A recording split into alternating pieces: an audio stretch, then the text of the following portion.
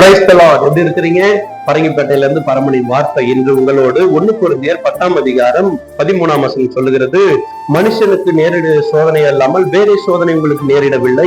தேவன் உண்மையுள்ளவராய் இருக்கிறார். திராணிக்கு மேலாக நீங்கள் சோதிக்கப்படுகிறதற்கு அவர் இடம் கொடாமல் சோதனையை தாங்கத்தக்கதாகவும் சோதனையோடு கூட அதற்கு தப்பித்துக் கொள்ளும்படியான போக்கையும் உண்டாக்குகிறார் வசனம் சொல்லுங்க. மனுஷனுக்கு நேரிட சோதனை தான் உங்களுக்கும் வந்திருக்கு. ஆகவே அதை தப்பித்துக் கொள்ளும்படியும் அதோடு கூட வழியையும் போக்கையும் கர்த்தர் உங்களுக்காக ஏற்படுத்தியிருக்கிறார். நீங்க சோதனையை சகித்துக் கொள்ளுங்க, வாக்கியவானா இருப்பீர்கள். மனுஷனுக்கு நேரிடுகிற சோதனை அல்லாமல் வேற சோதனை. இதுல எது பிரமாதம்னா, அவர் உண்மை உள்ளவரா இருக்கிறார். உங்களுக்கு எந்த அளவுக்கு தாங்க முடியுமோ திராணியோ அந்த அளவுக்கு சோதனையை கொடுத்து அதனை சாதனை படைக்க உதவி செய்யும். சோதனை என்றால் ஒரு டெஸ்ட், பரீட்சை. இந்த பரீட்சை குழந்தை பாருங்க, ப்ரீகேஜி போனா ஒரு பரீட்சை இருக்கு.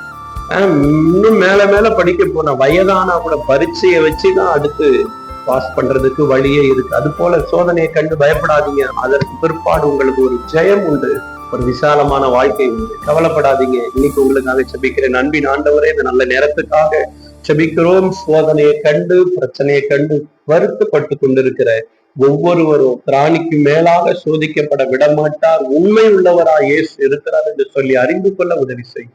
பாதுகாத்துக் கொள்ளுங்க, பலப்படுத்துங்க. இயேசுவின் மூலம் செபிக்கிறோம் நல்ல பிதாவே. ஆமென். God bless you.